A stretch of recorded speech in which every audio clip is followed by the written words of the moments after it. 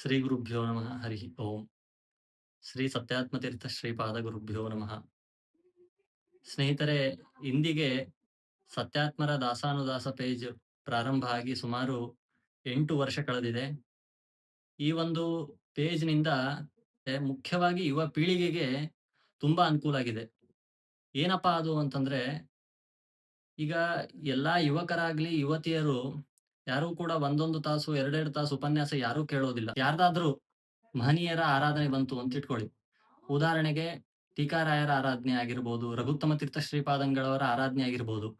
ಈ ಸಂದರ್ಭದಲ್ಲಿ ಇವರೇನ್ ಮಾಡ್ತಾರಪ್ಪ ಅಂತಂದ್ರೆ, ಜ್ಞಾನಿಗಳ ಆರಾಧನೆ ನಿಮಿತ್ತ ಮಹಾಸ್ವಾಮಿಗಳವರು ಏನು ಉಪನ್ಯಾಸ ಮಾಡಿರ್ತಾರಲ್ಲ, ಅದನ್ನ ರೀಲ್ಸ್ ಮುಖಾಂತರ ಜನಗಳಿಗೆ ತಲುಪಿಸೋದು. ಇದನ್ನ ಈ ಪೇಜ್‌ನ ಒಂದು ಕ್ರಿಯೇಟರ್ಸ್ ಆಗಿರ್ಬೋದು, ಈ ಪೇಜ್ ಅನ್ನ ಯಾರು ಹ್ಯಾಂಡಲ್ ಮಾಡ್ತಾರಲ್ಲ, ಅವರು ಈ ಒಂದು ಕಾರ್ಯವನ್ನ ಮಾಡ್ತಿರ್ತಾರೆ.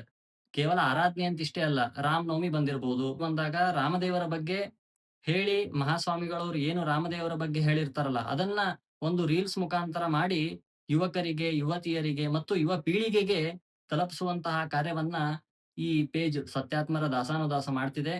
ಇನ್ನೊಂದು ನನಗೆ ಆದ ಅನುಭವವನ್ನ ಹೇಳ್ಬೇಕಪ್ಪಾ ಅಂತಂದ್ರೆ, ನಮ್ಮ ತಂಡದಲ್ಲಿ ಪಿಲ್ಲಿಂಗಜಿ ಅಂತ ಒಬ್ರಿದ್ದಾರೆ. ಅವ್ರು ದಿನನಿತ್ಯ ಈ ಸತ್ಯಾತ್ಮರ ದಾಸಾನುದಾಸ ಪೇಜ್ ಅನ್ನು ತೆಗೆದುಕೊಂಡು ಮಹಾಸ್ವಾಮಿಗಳವರು ಏನು ಸಂದೇಶವನ್ನ ಹೇಳಿರ್ತಾರಲ್ಲ, ಇವ್ರೇನ್ ಅಪ್ಲೋಡ್ ಮಾಡಿರ್ತಾರಲ್ಲ, ಇದನ್ನ ದಿನನಿತ್ಯ ನೋಡ್ತಾ ಇರ್ತಾರವ್ರು. ನಾನು ಕಾರ್ಯಾಲಯಕ್ಕೆ ಹೋದಾಗ ಸುಮ್ನೆ ಹಾಗೆ ಒಂದಿನ ಹೋದಾಗ ಅಲ್ಲಿ ಮಹಾಸ್ವಾಮಿಗಳವರ ಸಂದೇಶ ಕೇಳಿಸ್ತಿತ್ತು ನನಗೆ.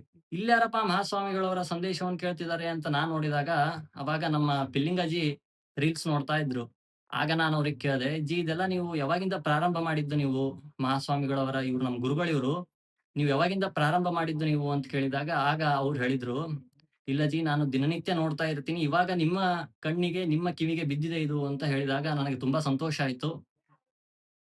ಅವ್ರು ನನಗೆ ಈಗಲೂ ಕೇಳ್ತಿರ್ತಾರೆ. ಏನಪ್ಪಾ ಅಂತಂದ್ರೆ, "ಈ ಗುರುಗಳನ್ನ ನಮಗೆ ಭೇಟಿ ಮಾಡಿಸಿ ನೀವು. ಈ ಗುರುಗಳ ಹತ್ರ ಒಂದೇ ಒಂದು ಫೋಟೋ ನನಗೆ ತೆಗೆಸ್ಕೊಡ್ಸಿ" ಅಂತ ಈಗಲೂ ಫೋನ್ ಹಚ್ಚಿದಾಗ್ಲೂ ಕೇಳ್ತಿರ್ತಾರವ್ರು. ಕರ್ನಾಟಕದಲ್ಲಿ ಅಂತಲ್ಲ, ಕರ್ನಾಟಕ, ಮಹಾರಾಷ್ಟ್ರ, ಆಂಧ್ರ ಪ್ರದೇಶ್, ತೆಲಂಗಾಣ, ಉತ್ತರ ಪ್ರದೇಶು, ಅನೇಕ ರಾಜ್ಯಗಳಲ್ಲಿ ಮಹಾಸ್ವಾಮಿಗಳವರ ಸಂದೇಶದಿಂದ ಪರಿವರ್ತನೆ ಆಗಿದ್ದು ಅನೇಕ ಯುವಕ ಯುವತಿಯರಿದ್ದಾರೆ.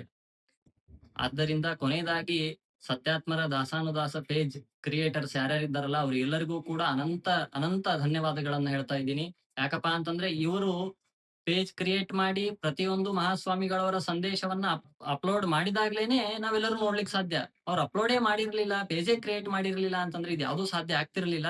ಅದಕ್ಕೋಸ್ಕರವಾಗಿ ಅನಂತ ಅನಂತ ಧನ್ಯವಾದಗಳನ್ನ ಸತ್ಯಾತ್ಮರ ದಾಸಾನುದಾಸ ತಂಡಕ್ಕೆ ಹೇಳ್ಲಿಕ್ಕೆ ಇಚ್ಛೆ ಪಡ್ತೀನಿ. ನಮಸ್ತೆ.